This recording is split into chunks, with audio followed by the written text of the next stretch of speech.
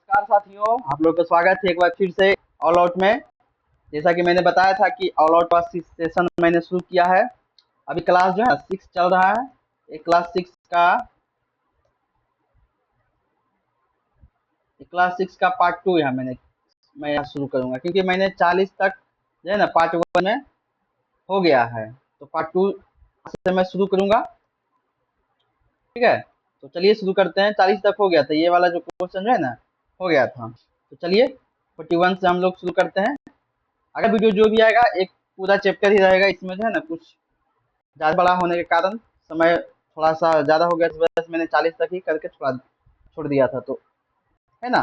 तो चलिए 41 नंबर से देखते हैं।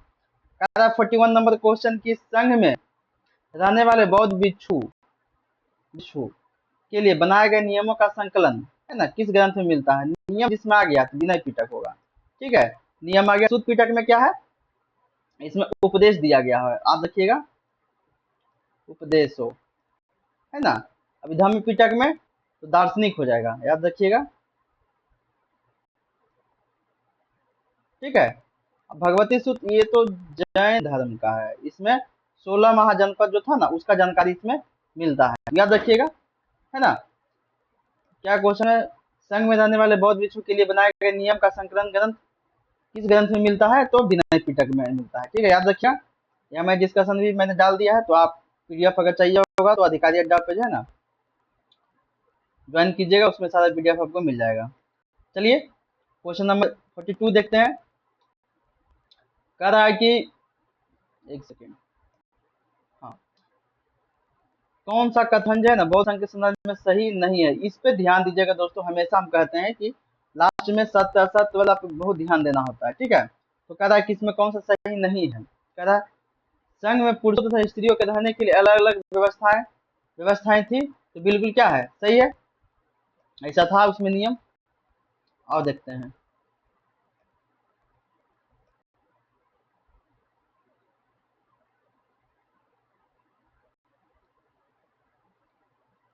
अच्छा, कह रहा है सभी व्यक्तियों के संघ में एंट्री मतलब प्रवेश ले सकते थे, ये भी बिल्कुल क्या है, सही है। संघ में प्रवेश के लिए बच्चों को अपना माता पिता की अनुमति लेनी होती थी, ये भी बिल्कुल सही है। कह रहा अविवाहित स्त्रियों को संघ में प्रवेश के लिए अपने माता पिता की अनुमति की आवश्यकता होती थी। विवाहित महिला को ना, विवाहित महिला को अपने पति से अनुमति लेने की आवश्यकता थी, अपने माता पिता से नहीं। ठीक है, ये हो जाएगा गलत। ठीक है, तो इसमें क्वेश्चन पूछ भी रहा था कौन सा कथन सत्य नहीं है, तो हो जाएगा डी नंबर। ठीक है, तो इसमें ये लिखा हुआ है ना, अपने पति से, है ना, अपने पति से अनुमति नहीं होती थी, न कि माता पिता से, तो याद रखिएगा। लोग आगे की ओर बढ़ते हैं। नेक्स्ट क्वेश्चन है कि महायान, ठीक है, महायान के संबंध में निम्न कथनों पर विचार कीजिए। ये बौद्ध धर्म से संबंधित है, तो बिल्कुल सही है। इन्होंने बौद्ध धर्म की मूर्ति पूजा को बढ़ाया। महायान ना, हाँ बिल्कुल ही सही है। महायान से ही जो है बौद्ध धर्म का मूर्ति पूजा को क्या बढ़ावा मिला। ठीक है, तो एक और दो दोनों सही है। ठीक है, देख लेते, बिल्कुल सही है, वही है। पुरानी शाखा महायान ने बुद्ध की उपस्थिति को लेकर जो है ना परिस्थिति को जैसे चरणों और बोधिवृक्ष के माध्यम से दिखाया गया है, जिसके विपरीत महायान शाखा के अंतर्गत क्या किया, बौद्ध की विशाल मूर्तियों का निर्माण किया गया है। तो याद रखिएगा, महायान शाखा के अंतर्गत बौद्ध की विशाल मूर्तियों का निर्माण और उसकी साक्षात मूर्ति पूजा के बड़े पैमाने पर शुरू की गई। ठीक है, और कह रहा है कि विशेष रूप से मथुरा और तक्षशिला के कला केंद्र में है। ठीक है, तो याद रखिएगा। हम लोग आगे बढ़ते हैं क्वेश्चन नंबर 44 की ओर। कह रहा है कि एक सेकेंड, हाँ, बोधिसत्व के संबंध में निम्न कथनों पर विचार करिए। आइए देखते विचार करिए करते हैं। कह रहा है वे ज्ञान प्राप्ति के पश्चात एकांतवास है ना में साधना करते थे बोधिसत्व में। तो पहले ऐसा माना जाता था कि एकांतवास में आपको जो है ना एकांतवास में साधना करते थे, लेकिन जब जब महायान आया, ठीक है, महान आया तो ऐसा बोला कि नहीं, ऐसा नहीं, आप जो है ना लोगों के बीच में भी आप जाके जो है मिलजुल सकते हैं, बात विचार कर सकते हैं, शिक्षा एक दूसरे को दे सकते हैं। तो ये क्या होगा, गलत हो जाएगा। ठीक है, बोधिसत्व की पूजा काफी लोकप्रिय हुई, ये सही है। वे भारत से बाहर कहाँ, जापान, चीन और दक्षिण कोरिया में काफी लोकप्रिय हुए थे, ये भी क्या है, सही है। तो इसमें कौन हो जाएगा, 2 और 3 सही है, बाकी एक गलत है, तो ये हो जाएगा आंसर। ठीक है, वही है इसमें, एक क्यों गलत है। पहले माना जाता था कि ज्ञान प्राप्ति के बाद व्यक्ति को जो है ना एकांतवास में रहकर ध्यान साधना करनी चाहिए, लेकिन महायान, जैसे ही महायान आया तो उसमें कहा गया कि परंपरा बदल गई। अब बोधिसत्व ज्ञान मिलने के बाद दुनिया में अलग अलग एकांत में रहने नहीं रहे, बल्कि संसार में रहकर अन्य लोगों की शिक्षा देने और उसकी मदद के लिए सामाजिक जीवन में सक्रिय रहे, ऐसा बोला गया महायान में। ठीक है, हम लोग आगे बढ़ते हैं। कह रहा है कि बुद्ध की जीवनी, बुद्ध चरित है ना, बुद्ध की जीवनी, बुद्ध चरित रचना का निम्नलिखित में कौन सा है, अश्वघोष है, अश्वघोष इसमें, हाँ कहाँ है, यह है। ठीक है, तो याद रखिएगा, बुद्ध की जीवनी, बुद्ध चरित्र है, किनके द्वारा लिखा गया है, तो अश्वघोष के द्वारा है। ठीक है, अश्वघोष के द्वारा, अश्वघोष। ठीक है, 46 नंबर हम लोग देखते हैं। कह रहा बौद्ध धर्म के प्रसार के संबंध निम्न कथनों पर विचार कीजिए। आइए विचार करते हैं। बौद्ध धर्म दक्षिण पूर्व की ओर श्रीलंका, म्यांमार, थाईलैंड और इंडोनेशिया सहित दक्षिण पूर्व एशिया के अन्य भागों में फैली, है ना, तो ये सब तीनों सही है, यानी कि ये सही है। कह रहा इन क्षेत्रों में थेरवाद नामक बौद्ध धर्म का आंशिक रूप कहीं अधिक क्या हुआ, प्रचलित था। तो ये भी दोनों क्या है, सही है। आइए देखते हैं इसका व्याख्या क्या कर रहा है। कह रहा सम्राट अशोक के बाद के व्यापारिक मार्गों के माध्यम से बौद्ध धर्म का, है ना, प्रसार भारत की सीमाओं से बाहर व्यापक रूप से हुआ। भारत के दक्षिण एवं पूर्वी ओर स्थित देशों जैसे Sri Lanka, Myanmar, Thailand, Indonesia, Vietnam में बौद्ध धर्म का व्यापक प्रसार हुआ। ठीक है, कहा इन दक्षिण पूर्वी एशियाई देशों में महायान महायान की शाखा नहीं, बल्कि बौद्ध धर्म के सबसे पुराना प्रारंभिक शाखा क्या था, थेरवाद। ऐसा नहीं कि महायान महायान नहीं फैला था, थेरवाद, थेरवाद है ना सबसे अधिक लोकप्रिय हुआ, और आज भी वही वहाँ इसी का प्रभाव देखने को क्या है, मिलता है। ठीक है, हम क्वेश्चन नंबर बढ़ते हैं 47 की ओर। कह रहा है प्राय स्तूपों के चारों ओर परिक्रमा करने के लिए एक वृत्ताकार पथ होता था, जो कहलाता था, क्या कहलाता, पद छीना कहलाता था। ठीक है, प्रदक्षिणा कहलाता था, याद रखिएगा, प्रदक्षिणा, प्रदक्षिणा क्या होता था, स्तूपों के चारों ओर परिक्रमा वृत्ताकार टाइप का होता था, है ना, इसके चारों ओर इस टाइप का, उसको बोला जाता था प्रदक्षिणा। ठीक है, हम लोग 48 बढ़ते हैं। कह रहा है कि साम्राज्य में ऐसी कौन सी सामाजिक और धार्मिक असमानताएं थी जिन्होंने अशोक को परेशान किया और उन्हें धर्म के प्रचार के लिए प्रेरित किया, है ना, तो क्या था, भिन्नता जो है, विभिन्न धर्मों को मानने वाले लोगों के बीच आपसी संघर्ष, ये बिल्कुल सही है, लोग अलग अलग धर्म के मानते थे। दासों और सेवकों के साथ दुर्व्यवहार, ये तो बहुत पहले से चलता आ रहा था, उस समय भी था। ठीक है, परिवार परिवार और पड़ोसियों के बीच आपसी झगड़े, ये भी सही है, यानी कि तीनों तीनों क्या है, सही है। ठीक है, व्याख्या में वही है, कलिंग युद्ध के बाद अशोक ने जब शस्त्र त्यागे तो उन्होंने अपने साम्राज्य के भीतर नैतिक और सामाजिक सुधार पर ध्यान दिया, है ना। उनके साम्राज्य में कोई व्यवहारिक समस्याएं थी जिन्होंने उन्हें परेशान किया, जैसे अलग अलग धर्मों के लोग आपस में लड़ते थे, जिन्हें अशांति फैली। कथन ये क्या है, सही है, यही कथन है। कह रहा युद्ध बंदियों, दासों और नौकरों के साथ समाज और मालिकों द्वारा बेहद क्रूर और अमानवीय व्यवहार किया जाता था, बिल्कुल, है ना, दो भी कथन है। आम जनजीवन में परिवारों और पड़ोसियों के बीच छोटी छोटी बातों पर क्या होता था, गृह युद्ध और झगड़े होते रहते थे, तो ये भी सही है। क्या करा, इन सभी सामाजिक बुराइयों को दूर करने और समाज में शांति और भाईचारा स्थापित करने के लिए अशोक ने एक नैतिक आचार संहिता बनाई, जिसे अशोक का धर्म, है ना, अशोक का धर्म कहा जाता है। तो याद रखिएगा क्यों बनाया गया था अशोक का धर्म, तो आपसी झगड़े, मतलब जो भी 3 कारण है, ये सब के कारण। आगे बढ़ते हैं हम लोग, क्वेश्चन नंबर 49। यह एक विशाल और सुंदर नगर है, किसके बारे में कह रहा है। ठीक है, आगे देखते हैं। यह एक विशाल प्राचीर से घिरा हुआ है, ठीक है, ऐसा बोल रहा है। कौन बोल रहा है ये भी देखेंगे।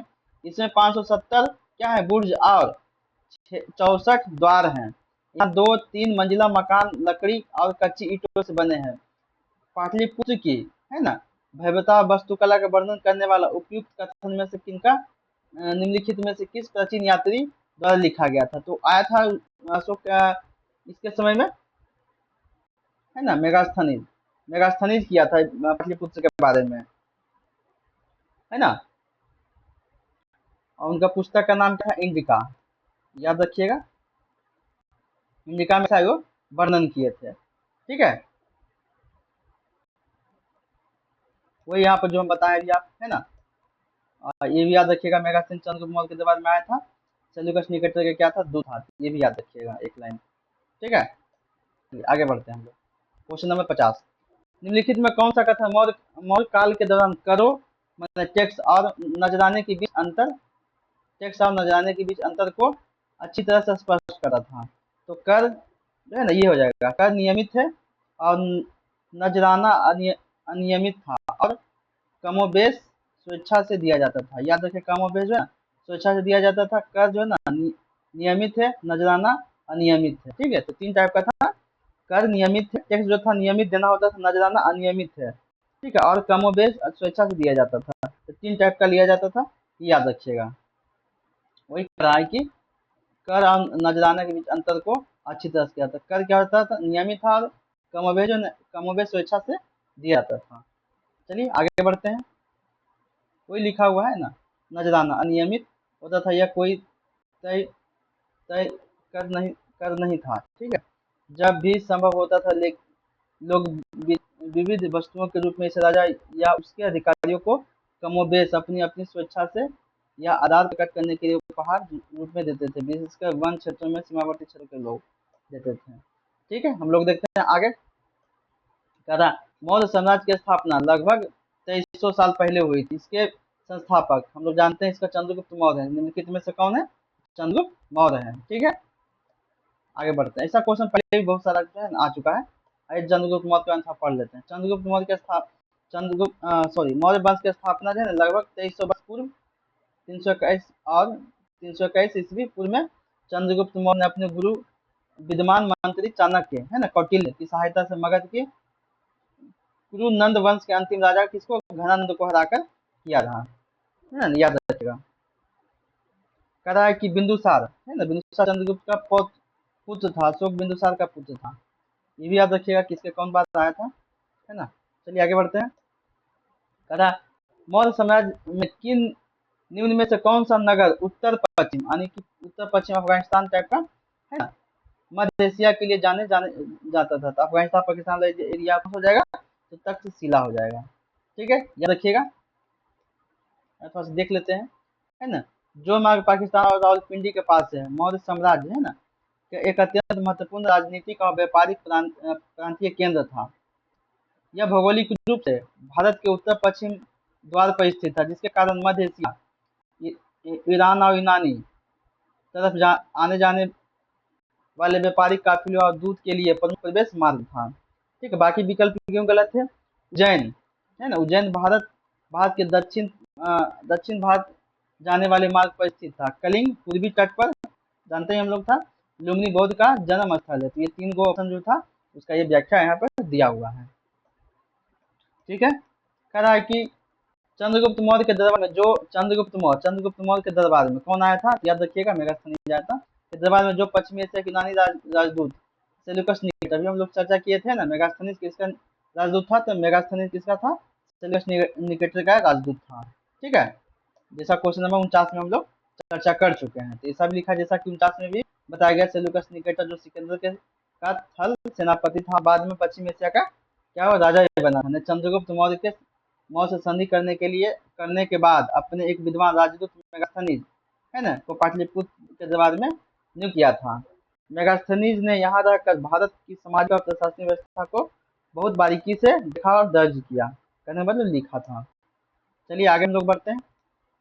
क्वेश्चन नंबर 54, निम्नलिखित में कौन सा भारत में आए विदेशी आक्रमणकारियों का सही क्रम है। तो सबसे पहले कौन आया था, तो हम लोग जानते हैं हिंद यवन आया था और उसके बाद फिर शक इधर हिंद एरिया है, ठीक है। तो हिंद यवन शक, हिंदू, पार्थियन और कुषाण। ठीक है, ये कुषाण लिखा हुआ है।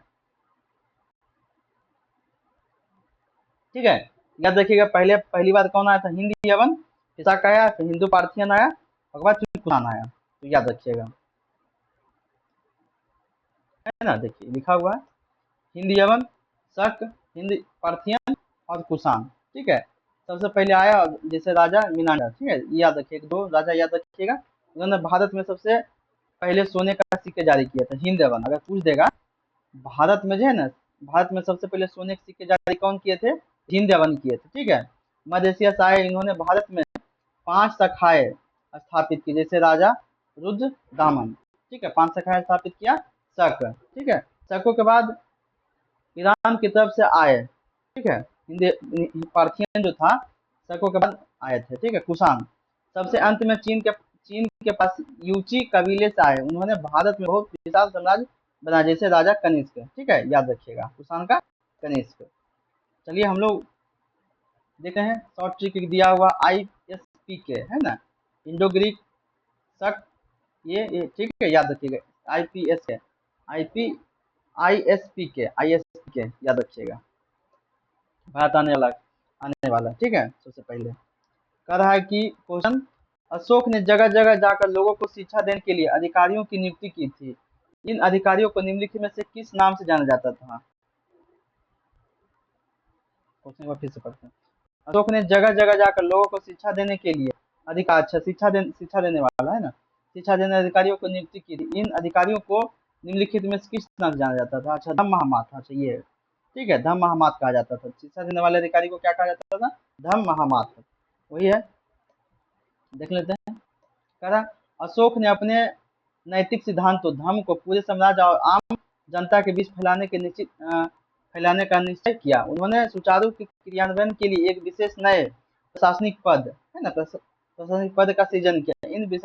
इन राजकीय अधिकारियों को धम्म महामाथ, है ना, धम्म महामाथ कहा जाता था। ठीक है, इनका काम जगह जगह जाकर लोगों को धर्म की शिक्षा देना, समाज में सद्भाव बढ़ाना और विभिन्न धार्मिक संप्रदायों के बीच विवादों को क्या करना? सुलझाना था। याद रखिएगा, धम्म महामात्र कहा गया था। तो जगह जगह जाकर धर्म के बारे में बताना, है ना। चलिए हम लोग आगे बढ़ते हैं क्वेश्चन नंबर 56 की ओर। कह रहा है कि अशोक के समझने कथनों पर विचार कीजिए। एक सेकंड रुकिएगा, हाँ इसको, चलिए। अशोक ऐसा पहला शासक था जिन्होंने अभिलेखों द्वारा जनता तक अपना संदेश पहुंचाने की कोशिश की थी। तो बिल्कुल सही है। अशोक के ज्यादातर अभिलेख खरोष्ठी लिपि में, खरोष्ठी लिपि नहीं, खरोष्ठी भी होता था, ब्राह्मी लिपि, प्राकृतिक लिपि, ये सब टाइप का था। ठीक है, अशोक ने अपने अभिलेख में कलिंग युद्ध का वर्णन किया है। हाँ किया, एक में वर्णन किया है, जो कि है ना 13 में है, केवल 1 और 3, है ना। हाँ सही है, खरोष्ठी की जगह पर है ना ब्राह्मी लिपि वाली था, तो ये गलत हो जाएगा, एक और ये हो जाएगा। ठीक है, आइए थोड़ा सा व्याख्या इसका देख लेते हैं। भारतीय इतिहास में सम्राट अशोक पहले से राजा थे जिन्होंने पत्थर, स्तंभों और चट्टानों पर राजकीय आदेश, है ना, अभिलेख खुदवाकर सीधे अपनी प्रजा को संवाद स्थापित किया था। सही है। अशोक अधिकांश अभिलेख आम जनता की भाषा, प्राकृतिक हो गया में थे, उनकी लिपि ब्राह्मी लिपि था। ठीक है, खरोष्ठी भी था। खरोष्ठी लिपि का प्रयोग केवल उत्तर मतलब अफगानिस्तान, पाकिस्तान, अफगानिस्तान ऊपर वाले क्षेत्र में किया जाता था। तो ये इसलिए बीज है ना, गलत है। और सी में सही है। तो अशोक ने अपने प्रसिद्ध, है ना, बताए सभी, इनमें लेख में कलिंग युद्ध का भयानक नरसंहार का दर्दनाक विवरण दिया है। ठीक है, तो हम लोग आगे बढ़ते हैं। कह रहा है कि अच्छा यार पढ़ देते हैं क्या है विवरण दिया, और बताया जाता है कि कैसे इस युद्ध के बाद उन्होंने हृदय परिवर्तन हुआ और उन्होंने धम्म विजय का मार्ग क्या चुना था। चलिए आगे देखते हैं इसमें क्या है।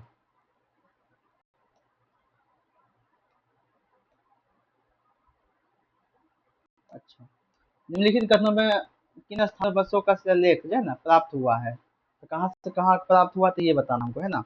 तो गंधार, गंधार से भी मिला है, गिरनार से भी मिला है, और ब्रह्मगिरी से भी मिला है, जौगढ़, जौगढ़ देख लेंगे, लुम्बिनी से मिला है। तानी की कहने का मतलब 1 2 4 5 ये जगह से तो मिला है, कन्फर्म है। जौगढ़ से भी देख लेते हैं जौगढ़ से मिला है कि नहीं, ठीक है। अच्छा उपरोक्त में सभी हो जाए, जौगढ़ से मिला है, देख लेते हैं, ठीक है। कह रहा अशोक के शिलालेख भारतीय उपमहाद्वीप के चारों कोनों से प्राप्त हुआ है, जो उनके साम्राज्य की विशाल सीमाओं को दर्शाते हैं। ये 5 स्थान इस प्रकार है। अच्छा 5 स्थान से मिला है तो याद रखिएगा, जैसे गंधार हो गया, ब्रह्मगिरी हो गया, जौगढ़ हो गया, गिरनार, लुम्बिनी, है ना। गंधार कहाँ है तो आधुनिक अफगानिस्तान, है ना। यह यूनानी और अरामी भाषा में द्विभाषी लेख मिला है।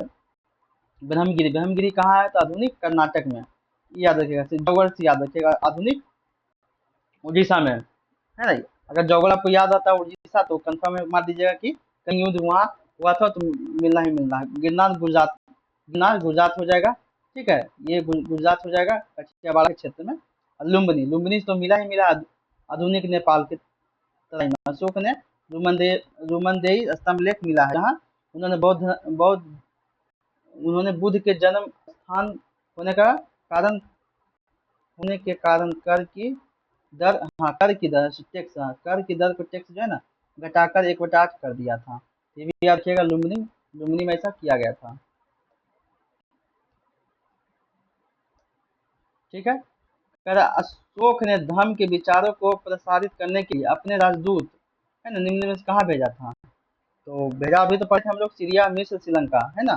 श्रीलंका, मिस्र और सीरिया, तो सब जगह भेजे थे, ये तीनों जगह भेजे थे, है ना। वही लिखा हुआ है कहाँ कहाँ भेजे थे अपने, है ना। अपने पुत्र महेंद्र और पुत्री संघमित्रा को भी विशेष रूप से श्रीलंका भेजा था, ठीक है, याद रखिएगा। आगे क्वेश्चन देखते हैं 59। मौर्य साम्राज्य में अक्सर राजकुमारों में कौन सा पद दिया जाता था तो राजकुमार को, है ना, हमेशा गवर्नर यानी राज्यपाल उसको बनाया जाता था हमेशा। मौर्य साम्राज्य में अक्सर राजकुमारों को कौन सा पद दिया जाता था तो है ना राज्यपाल बनाया जाता था, वही लिखा हुआ। देखिए मौर्य साम्राज्य के अत्यंत एक विशाल साम्राज्य था, जिन्हें सुचारू रूप से चलाने के लिए विभिन्न प्रांतों जैसे तक्षशिला, उज्जैन, तोसिली में विभाजन किया गया था। इन प्रांतीय केंद्रों पर नियंत्रण रखने के लिए अक्सर शाही परिवार के राजकुमारों को, है ना, कुमार या पुत्र के रूप में राज्यपाल बनाकर भेजा जाता था। आइए हम लोग देखते हैं नेक्स्ट क्वेश्चन। कह रहा प्राचीन प्राचीन दक्षिण भारतीय इतिहास के संदर्भ में, है ना, क्या लिखा हुआ है, कैडेसियर क्या है, कैडेसियर और अधिमयी, कैडेसियर और अधिमयी शब्द का प्रयोग प्रायः निम्नलिखित में इसकी श्रेणी के दर्शन के लिए किया जाता था। भूमिहीन कृषि मजदूर और दास, याद रखिएगा, भूमिहीन कृषि मजदूर और दास के रूप में किया जाता था, कैडेसियर, ठीक है। अधिमयी, याद रखिएगा ये। देख लेते हैं संगमकालीन तमिल समाज, है ना, में भूमि से जुड़े लोगों को उनकी स्थिति के आधार पर 3 श्रेणी में बांटा गया था। बड़े भूस्वामी को बेलार, है ना, बड़े भूस्वामी को याद रखिएगा बेलार, साधारण हवलदारों को उझावर, उझावर, है ना, साधारण को क्या बोला जाता है उझावर, और भूमिहीन मजदूर को भूमिहीन दासों को तमिल भाषा में कैडेसियर, है ना, भूमिहीन मजदूर दासों को क्या बोला जाता था कैडेसियर, और अधिमयी कहा जाता था, ठीक है, याद रखिएगा।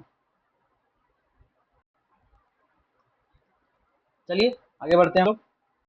कह रहा है संगम मुंह द्वार द्वारा धन और संपत्ति एकत्र करने के तरीके के बारे में निम्नलिखित कौन सा कथन सत्य है, ये याद रखिएगा, सत्य। वे हर महीने नियमित कर वसूलते थे, नहीं हर महीने नहीं, जब मन हुआ तब देते थे, ठीक है। वे नियमित कर नहीं वसूलते थे, इसलिए उपहार और भेंट देते थे, ये सही हो जाएगा, ठीक है। वे केवल विदेशी व्यापार से कर लेते थे, नहीं सबसे लेते थे। वे आम लोगों से उपहार स्वीकार नहीं करते थे, क्यों नहीं करते थे, इनसे भी करते थे, तो नहीं कौन सा कथन सत्य हो जाएगा तो बी नंबर, ठीक है। आइए हम लोग देखते हैं। मुवेद द्वार एक तमिल शब्द है जिसका अर्थ 3 मुखिया होता है। क्या मुखिया, 3 मुखिया, मुवेद द्वार मतलब 3 मुखिया था, जो चोल, चेर और पांडे राजाओं के लिए उपयोग किया जाता था। अच्छा समझे अब। मूविद्वार जो होता था, मूविद्वार चोल चेल पांडे और राजाओं के लिए उपयोग किया जाता है। ये राजा महाजनपद के राजाओं की अपनी जनता से नियमित कर अनिवार्य कर नहीं वसूलते थे। इसके बजाय वे क्या करते थे, इसके बजाय वे अपनी प्रजा अधीनस्थ राजाओं के व्यापारियों से स्वैच्छिक उपहार, भेंट भेंट और लूट का माल इकट्ठा करके अपनी संपत्ति को क्या करते थे, बढ़ाते थे। ठीक है, आइए देखते हैं हम लोग। कह रहा सिल्क रूट पर नियंत्रण रखने वाले शासकों में सबसे प्रसिद्ध कौन था। हाँ तो ये थे, सिर्फ एक ही थे, कुषाण थे, है ना, सबसे ज्यादा नियंत्रित यही किए थे। आइए देखते हैं इसका व्याख्या थोड़ा सा। कह रहा प्राचीन काल में चीन से मध्य एशिया और यूरोप जाने वाले रेशम मार्ग है ना, मार्ग पर सिल्क रूट, जिसे क्या कहा जाता, सिल्क रूट कहा जाता था। इस मार्ग पर रखने के लिए शासकों में सबसे प्रसिद्ध कुषाण शासक थे। लगभग 2000 वर्ष पूर्व मध्य एशिया और उत्तर पश्चिम भारत पर इनका शासन था, याद रखिएगा। वे इस मार्ग से गुजरने वाले व्यापारियों से भारी शुल्क वसूलते थे और बदले में उन्हें लुटेरों से सुरक्षा प्रदान करते थे। ठीक है, कुषाण वंश करते थे। आइए देखते हैं, रोमन साम्राज्य में भारत की किस वस्तु की मांग सबसे अधिक थी। रोमन साम्राज्य ना, तो ये हो जाएगा काली मिर्च, याद रखिएगा, काली मिर्च। ठीक है, कह रहा प्राचीन काल में दक्षिण भारत में मसालों की विशेष काली मिर्च है ना और कीमती पत्थरों के व्यापार के लिए बहुत प्रसिद्ध था। ये भी याद रखिए, काली मिर्च और कीमती पत्थर, है ना। रोमन साम्राज्य में भारतीय काली मिर्च की मांग इतनी अधिक थी कि इसे काला सोना भी इसे कहा जाता था। काली मिर्च को कहा जाता था। रोमन व्यापारी भारी मात्रा में सोना देकर इसे खरीदते, यानी कि वो पीला सोना देकर काला सोना क्या करते थे, खरीदते थे, याद रखिएगा। संगम साहित्य निम्नलिखित में किससे संबंधित है। संगम संगम साहित्य है ना, संगम साहित्य किससे संबंधित है, तो तमिल से संबंधित है। याद रखिएगा, संगम साहित्य किससे संबंधित है, तमिल से संबंधित है। देख लेते इसका व्याख्या। सुदूर दक्षिण के प्राचीन इतिहास को जानने का सबसे प्रमुख स्रोत क्या है, संगम साहित्य ही है ना, जिसकी रचना तमिल भाषा में की गई थी। मदुरै है ना, तमिलनाडु के पांड्य राजाओं के संरक्षण में कवि और विद्वानों के विभिन्न सम्मेलनों है ना, संगम में इस साहित्य का संकलित किया गया था, इसलिए इसे संगम साहित्य कहा जाता है। ठीक है, समझ में आ गया। हम लोग आगे बढ़ते हैं। कहता उपमहाद्वीप में लोहे का प्रयोग हम लोग जानते हैं कब शुरू हुआ था, 3000 साल पहले शुरू हुआ है, तो इसका आंसर 3 नंबर जाएगा। देख लेते हैं, भारतीय उपमहाद्वीप में लोहे का प्रयोग है लगभग आज से लगभग 3000 वर्ष पूर्व है ना हुआ था। उत्तर वैदिक काल के महापाषाणिक कब्रों में लोहे के औजार और हथियार बड़ी संख्या में दफनाए मिले, जो इसके शुरुआत का उपयोग को क्या करते हैं, दर्शाते हैं। ठीक है, आगे हम लोग देखते हैं। कहता दक्षिणापथ के स्वामी निम्नलिखित में से कौन कहे जाते थे।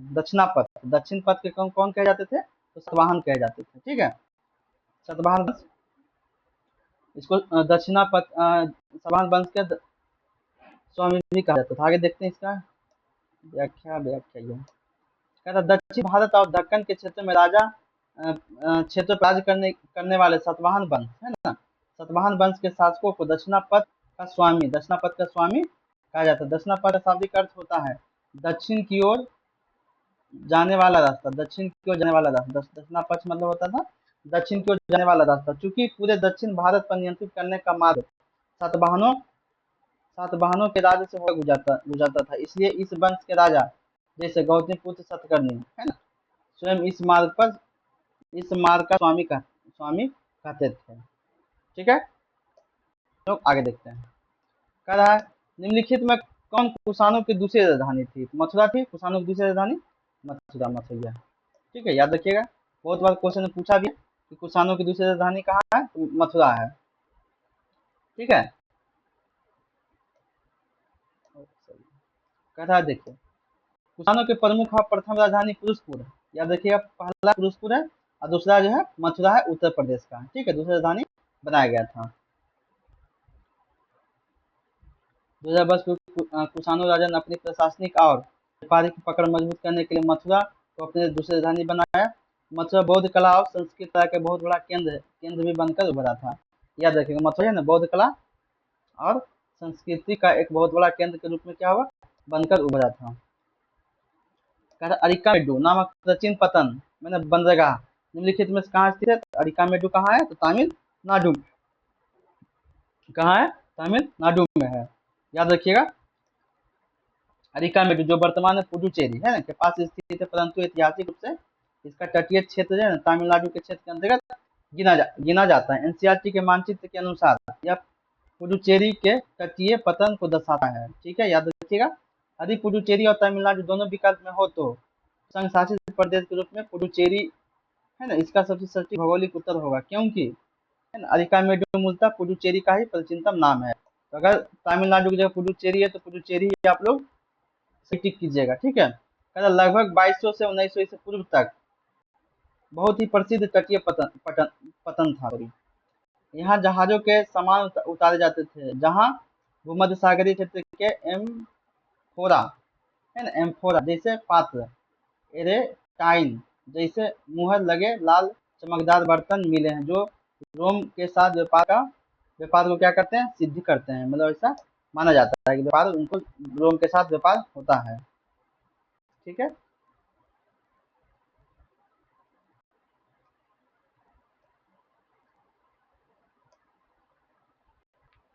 आहत सिक्के है ना के संदर्भ में निम्न कथनों पर विचार कीजिए। आहत सिक्के समानतः आयताकार, वर्गाकार एवं गोलाकार होते थे। आयताकार कौन सा कथन गलत है? गलत हमको चुनना है। आयताकार, वर्गाकार और गोलाकार होता था। गोलाकार भी होता था, वर्गाकार भी होता था, आयताकार भी होता था। ठीक है, आहत सिक्के को समांतर ढालकर बनाया जाता था। आहत सिक्के को ढालकर बनाया जाता था, क्या इसका आंसर है? अच्छा, ये क्यों गलत है? ढालकर नहीं बनाया जाता था, पिघलाकर पिघलाकर बनाया जाता था, है ना, याद रखिएगा। पिघलाकर बनाया जाता था, ये दूसरा गलत हो गया। यह सिक्के चांदी और तांबे के विभिन्न आकृतियों को होते थे, ये सही है। ठीक है, तो इसमें एक सही है और तीन सही, एक और तीन सही है। सॉरी सिर्फ हाँ ठीक, क्या पूछ रहा है? कौन सा गलत है? तो दो गलत है, एक तीन सही है। ठीक है, ठीक है। वही थोड़ा कंफ्यूजन होता है कि इसमें पूछा क्या गया है। हम लोग आदत है कि सही करने के लिए, है ना, तो एक और तीन खोज लेते हैं। यहाँ से पूछा गया कौन सा गलत है, दो होगा। चलिए हम लोग आगे बढ़ते हैं क्वेश्चन नंबर 70 की ओर। कह रहा मथुरा के अभिलेखों में निम्न में से किसका उल्लेख मिलता है? मथुरा में, है ना, मथुरा आप जानते हैं। सुनारों का, ठीक है, लोहारों और बुनकरों का, ये भी सही है। टोकरी एवं माला बनाने वालों का, यानी कि तीनों तीनों क्या है? सही है। ठीक है, याद रखिएगा। कह रहा मथुरा एक बहुत ही महत्वपूर्ण धार्मिक, हम लोग ऊपर पढ़े हैं, धार्मिक राजनीति का व्यापार केंद्र था। यहाँ से प्राप्त लघु लघु शिलालेख और अभिलेखों में विभिन्न व्यापारियों से जुड़े लोगों द्वारा, है ना, मठों मंदिरों को दिए गए दान का लेख है। इसमें सुनार, लोहार, बुनकर, टोकरी बुनने वाले, इत्र बनाने वाले, माला बनाने वाले समेत इन सभी श्रेणियों का स्पष्ट उल्लेख मिलता है। ठीक है, हम लोग आगे बढ़ते हैं 71 नंबर। प्रशस्ति। प्रशस्ति का अर्थ क्या होता है? प्रशस्ति, प्रशस्ति का अर्थ तो प्रशंसा। ठीक है, याद रखिएगा, प्रशस्ति प्रशंसा, प्रशस्ति प्रशंसा, याद रखिएगा। कहता प्रशस्ति एक जो है ना संस्कृत शब्द है, देखने से लगता है, जिसका शाब्दिक अर्थ होता है प्रशंसा में। ठीक है, प्राचीन काल दरबारी कवियों द्वारा अपने राजाओं को महानतम, उनकी विजयों और उनके गौरवशाली इतिहास को बढ़ा चढ़ाकर पत्थरों या तांबे के पत्तों पर लिखा जाता था। इन्हें इतिहास के प्रशस्ति कहा जाता था, जिसे है ना बहुत बार आप सुने होंगे प्रशस्ति और भी बहुत कुछ, वही है। ठीक है, कह रहा समुद्रगुप्त की नीतियों का वर्णन किसने किया था? किसने किया था? समुद्रगुप्त, समुद्रगुप्त का नीतियों का वर्णन किसने किया था? तो हरिसेन किया था, हरिसेन यह है। ठीक है, याद रखिएगा, समुद्रगुप्त की नीतियों का वर्णन किसने किया था? तो हरिसेन किया था। ठीक है, आइए इसका व्याख्या देख लेते हैं थोड़ा सा। कह रहा है कि गुप्त वंश के महान सम्राट जो है ना समुद्रगुप्त के दरबारी कवि कौन था? कवि और मंत्री कौन थे? हरिसेन ने उनकी सैनिक विजय और नीतियों को बहुत ही सुंदर और विस्तृत वर्णन किया। हरिसेन ने ही इलाहाबाद, है ना, प्रयागराज में अशोक स्तंभ प्रसिद्ध प्रयाग प्रशस्ति, अभी बताए थे प्रयाग प्रशस्ति की क्या रचना किया था, याद रखिएगा प्रयाग प्रशस्ति की रचना किसने किया है, तो हरिसेन ने किया है। ठीक है, देखिए कह रहा हरिसेन ने प्रयाग प्रशस्ति में दक्षिणापथ के शासकों की संख्या कितनी बताई है, तो 12 बताया था, याद रखिएगा। ठीक है, ठीक है, याद रखिएगा। कह रहा प्रयाग प्रशस्ति के अनुसार समुद्रगुप्त दक्षिण भारत के अभियान के दौरान दक्षिणापथ के 12 शासकों है ना को हराया था। समुद्रगुप्त ने इन राजाओं के प्रति ग्रहण मोक्ष अनुग्रह की नीति अपनाई थी, अर्थात पहले उन्हें हराया यानी कि ग्रहण किया, ठीक है, फिर उन्हें राज वापस लौटा दिया यानी मोक्ष मोक्ष मोक्ष दे दिया। ठीक है, उन्हें अपने अधीन शासन करने की अनुमति दे दी यानी अनुग्रह किया। तो याद रखिएगा पहले है ना,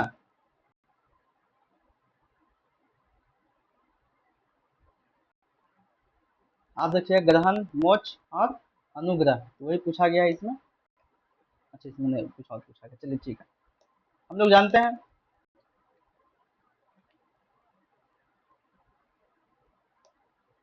विक्रम संबंध की शुरुआत किस शासकों से जोड़कर देखा जाता है, विक्रम संबंध यानी कि चंद्रगुप्त द्वितीय से, ठीक है, चंद्रगुप्त द्वितीय से जोड़कर देखा जाता है। इसका शुरुआत कब हुआ था, 57 ईस्वी पूर्व से। देखते हैं पारंपरिक मान्यताओं के अनुसार 57 ईसा पूर्व, ठीक है, में शुरू होने वाले विक्रम संबंध की स्थापना गुप्त राजा चंद्रगुप्त द्वितीय, हमेशा याद रखिए, बहुत बारी क्वेश्चन जो है ना पूछा गया है कि है ना कि विक्रम संबंध की शुरुआत किस शासक से जोड़कर देखा जाता है, चंद्रगुप्त द्वितीय से देखा जाता है, याद रखिएगा। जिन्हें विक्रमादित्य की उपाधि प्राप्त थी से जोड़कर देखी जाती है, उन्होंने शकों पर अपनी महान विजय के उपलक्ष्य में इस नए संबंध की शुरुआत किया था। तो ये बहुत पूछता है किसके विजय के उपलक्ष्य में किया था, तो शकों पर अपनी महान विजय के उपलक्ष्य में, ये याद रखिएगा जरूर। ठीक है, तो आगे क्वेश्चन बढ़ते हैं 75।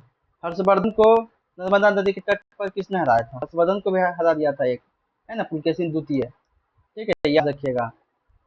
आप पुलकेशिन देखिए यहाँ लिखा हुआ है नीचे, कन्नौज के महान राजा हर्षवर्धन के उत्तर भारत को जीतने के बाद दक्कन के दक्षिण की ओर बढ़े तो नर्मदा नदी के तट पर चालुक्य वंश है ना, चालुक्य वंश के सबसे शक्तिशाली राजा पुलकेशिन द्वितीय, याद रखिएगा, है ना, चालुक्य वंश के सबसे शक्तिशाली राजा कौन थे, पुलकेशिन द्वितीय ने अपनी सेना के साथ उन्हें रोक दिया और युद्ध में पराजित किया। इसके बाद हर्ष का दक्षिण अभियान हमेशा के लिए क्या हुआ, रुक गया यानी कि खत्म हो गया। देख लेते हैं कि दो क्वेश्चन पुलकेशिन के बारे में। कह रहा है कि पुलकेशिन के बारे में निम्नलिखित कथनों में कौन सा कथन सत्य नहीं है यानी कि कौन सा कथन गलत है। एहोल अभिलेख पुलकेशिन द्वितीय की विजय का वर्णन करता है, एहोल अभिलेख में ही मिलता है उसका वर्णन। ठीक है, तो ये सही है।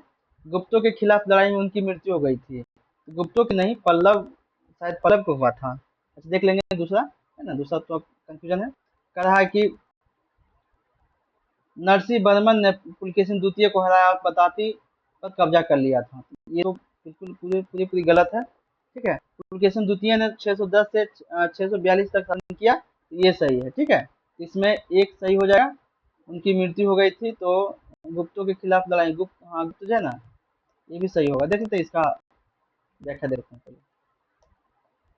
सत्य नहीं, गलत पूछा गया है, क्या पूछ क्या रहे हैं।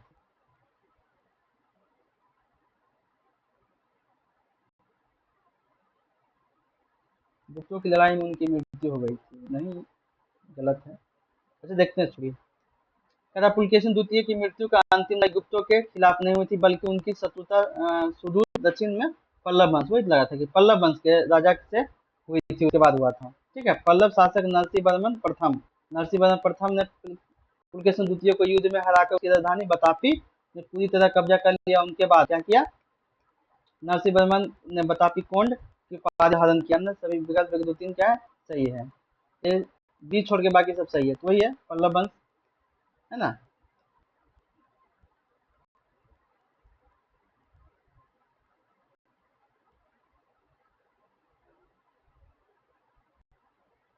यानी कि ये भी सही हो, इसको एक बार जो है ना आप लोग थोड़ा सा देख लीजिएगा, कंफ्यूजन थोड़ा सा हो रहा था मुझे इस वजह से, है ना, क्षेत्र को आप पढ़ लीजिएगा, व्याख्या इसीलिए मैं नीचे दे देता हूँ ताकि कोई भी कंफ्यूजन हो तो आप इसको जो है एक बार पढ़ के अपने से देख लीजिएगा। चलिए क्वेश्चन नंबर नेक्स्ट देखते हैं, 77 नंबर क्वेश्चन देखते हैं। कह रहा है लगभग 1500 वर्ष पूर्व बने दिल्ली के महरौली के लोहे लोहे स्तंभ, ठीक है, लोहा स्तंभ निम्नलिखित में किस शासक का जिक्र किया गया है? तो हाँ, महरौली जब भी आएगा ना, दिल्ली का महरौली है ना, तो चंद्रवंश कहा था, जिन्हें केवल चंद्र कहा जाता था। दिल्ली के कुतुब मीनार के परिसर में स्थित महरौली का स्तंभ है ना, धातु विज्ञान की एक चमत्कार है, जिसे आज भी जंग नहीं लगी है, आज भी जंग नहीं लगी है ना। इस स्तंभ पर क्या करा, इस स्तंभ पर एक शासक का नाम खुदा हुआ, जिसे चंद कहा गया है, ठीक है। चंद इतिहासकारों के अनुसार यह चंद कोई नहीं और बल्कि गुप्त वंश के महान शासक चंद्रगुप्त द्वितीय यानी विक्रमादित्य का के बारे में है। तो चंद्र जो है ना, उसी को चंद्रगुप्त द्वितीय को ही चंद कहा गया है यहाँ पर। तो ये कह रहा है कि लगभग 1500 वर्ष पूर्व बने दिल्ली के महरौली में लौह लौह में निम्नलिखित में किस शासक का जिक्र मिलता है? तो चंद्र सिर्फ लिखा हुआ है, तो चंद्र द्वितीय हो सकता है, विक्रमादित्य हो सकता है, ठीक है। देखते हैं, कह रहा है कि निम्नलिखित कथनों में कौन सा मिलान जो है ना गलत है, ठीक है। काव्य हो गया, अब बगल में रचनाकार हो गया, ठीक है। आर्यभट्टियम, आर्यभट्ट तो नाम से ही लग रहा है, ठीक है। मणि मेख मणि मेखलई, ठीक है। सटनार हो जाएगा, ये सही है, यानी कि ये सही है, ये सही है। मेघदूत कालिदास, मेघदूतम कालिदास सही है।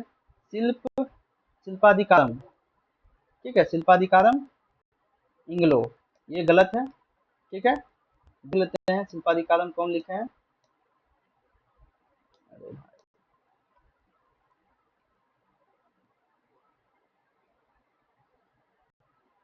शिल्पाधिकारम इंग्लो नहीं की थी, बिल्कुल क्या कर रहे हैं।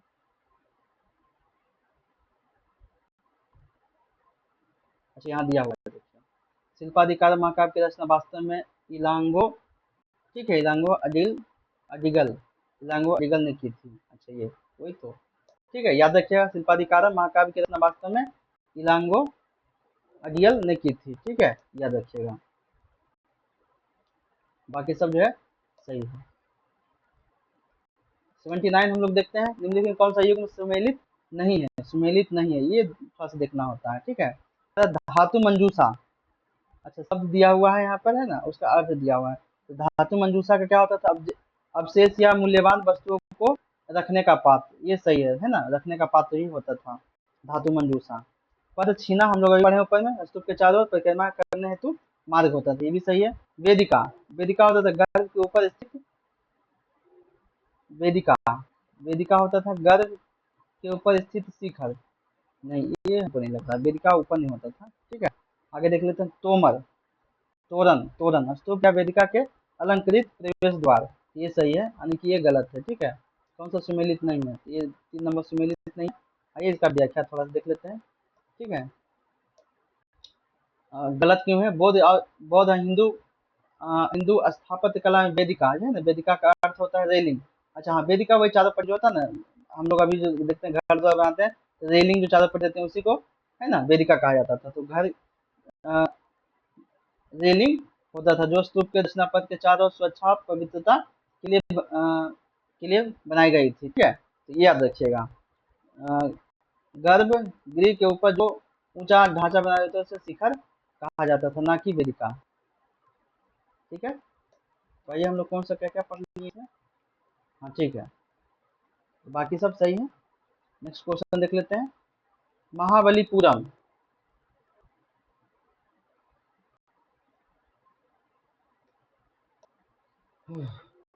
महाबलीपुरम के एकात्मिक मंदिर के संदर्भ में निम्न कथनों पर विचार कीजिए।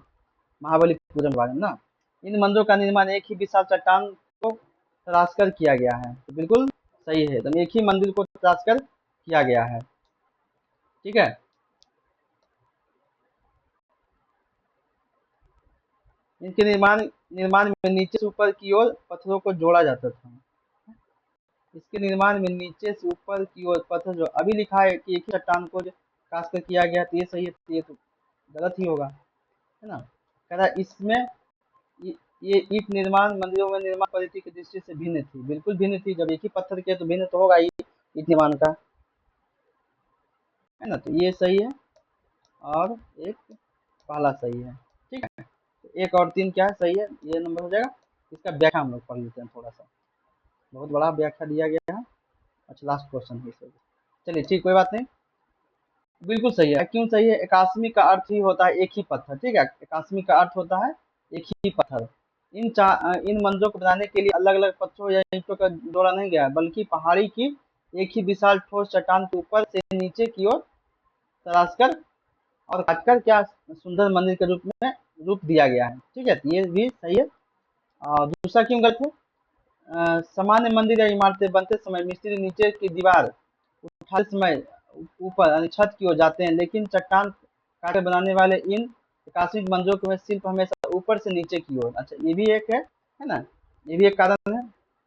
टॉप टू बॉटम खुदाई और नक्शाकारी करते हुए जाते थे ताकि नीचे का हिस्सा मजबूत आधार बना रहे, ठीक है। 3 क्यों सही है ये देखते हैं। ईंटों से बने मंदिर एक एक ईंट के नीचे से ऊपर की ओर जोड़कर दीवार बनाई जाती थी, जबकि यहाँ पूरी एक ही पत्थर को काटा गया है। अतः निर्माण का तकनीक के मामले में ये दोनों पद्धति एक दूसरे से पूरी तरह से क्या है, भिन्न और विपरीत थी। तो सही है, बताएं भी, ठीक है। तो यहाँ पर 80 शायद क्वेश्चन थे और 80 का 80 जो है ना समाप्त हो गए हैं, है ना। वीडियो कैसा लगा हो दोस्तों बिल्कुल बताइएगा कमेंट बॉक्स में, और लाइक और सब्सक्राइब जो है जरूर कीजिएगा। ये चैप्टर 6 क्लास का था, ठीक है। हम लोग अब कल से जो है क्लास 7 का पढ़ेंगे इतिहास, ठीक है। वो एक ही वीडियो में पूरा क्वेश्चन रहेगा, ऐसा नहीं कि आधा पार्ट करके, ठीक है। तो चलिए ठीक है, नेक्स्ट हम लोग चैप्टर में मिलते हैं, ठीक है, बाय।